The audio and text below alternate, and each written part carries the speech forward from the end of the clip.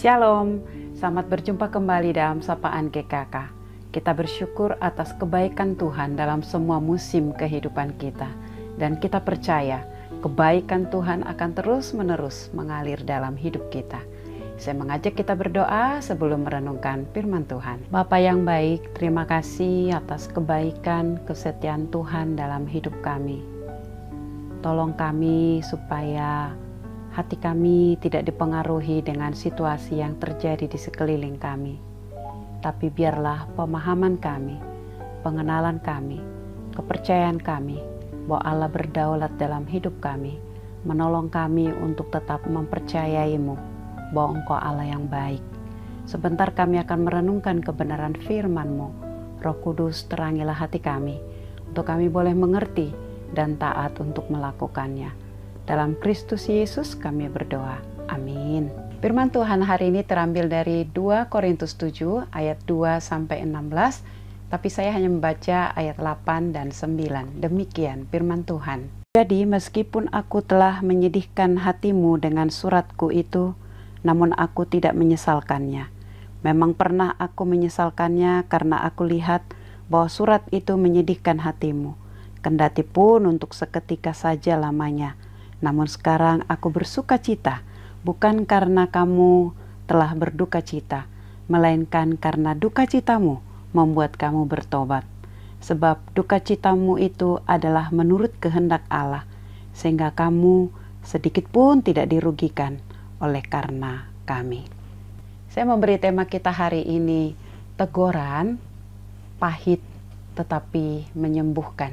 Teguran jujur sesuatu yang pahit, menyakitkan, tentu tidak menyenangkan. Bahkan seolah kita juga terkadang merasa dipermalukan karena memang teguran itu adalah cermin di mana semuanya jelas, tidak ada yang bisa ditutupi. Hingga untuk menegur jujur butuh keberanian dan ada harga yang harus dibayar. Karena ada resiko kemungkinan kita akan dimusuhi atau kita dibenci. Tetapi kabar baiknya, teguran pahit tetapi membuahkan hasil yang manis, karena itu akan bisa memperbaharui kita semakin hari semakin serupa dengan Kristus. Inilah yang kita pelajari dari perikop yang kita baca, bagaimana Rasul Paulus menegur dengan keras jemaat Korintus. Dia mengakui ketika dia menegur itu membuat dia sempat menyesal karena dia melihat kesedihan orang jemaat Korintus. Rasul Paulus menegur mereka keras karena mereka menjauh dan tidak taat kepada kehendak Tuhan. Mereka punya banyak karunia, bukannya dipakai untuk membangun tubuh Kristus, tetapi untuk menonjolkan diri. Di sana terjadi perselisihan dan banyak hal pencemaran juga. Hidup tidak takut akan Tuhan. Hal ini dengan tegas membuat Rasul Paulus menegur mereka keras. Dan Paulus tahu mereka berduka cita.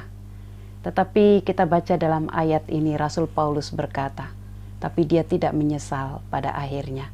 Karena dia tahu dan dia juga mendengar bagaimana jemaat yang ditegur sedih.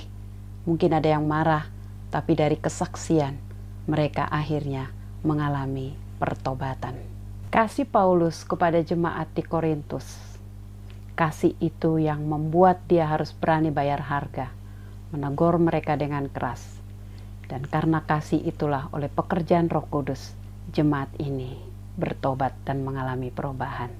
Pelajaran apa yang kita dapatkan hari ini untuk kita lakukan? Yang pertama, marilah kita boleh diingatkan, teguran itu adalah bukti kita mengasihi orang lain.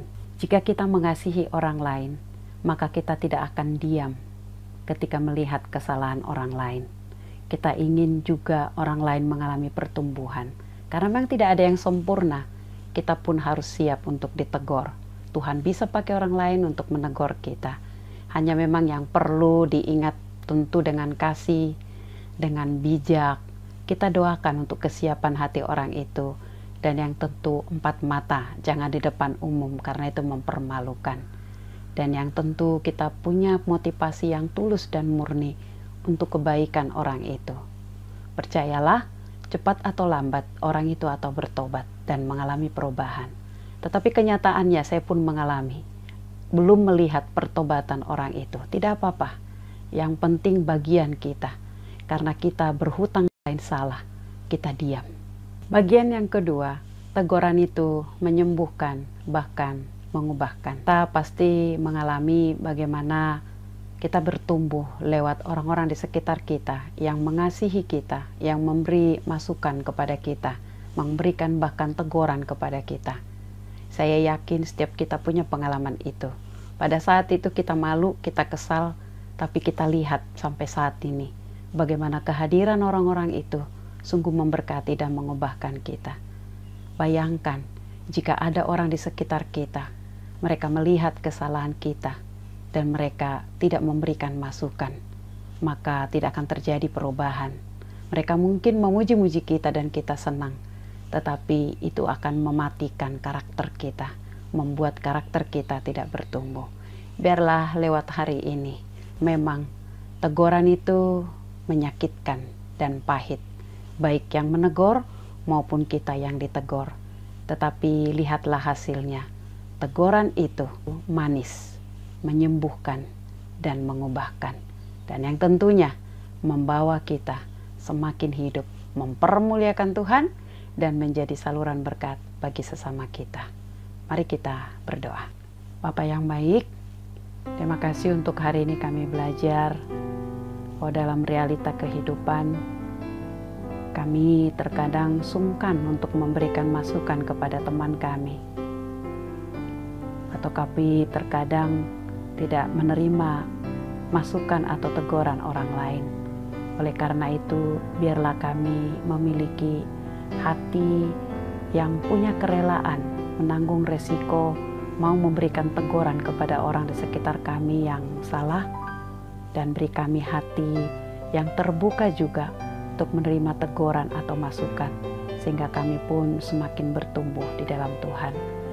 Tolonglah kami sepanjang hari ini menikmati Tuhan, mempermuliakan Tuhan, dan kehadiran kami membawa sukacita bagi orang sekitar kami. Dalam Kristus Yesus kami berdoa. Amin.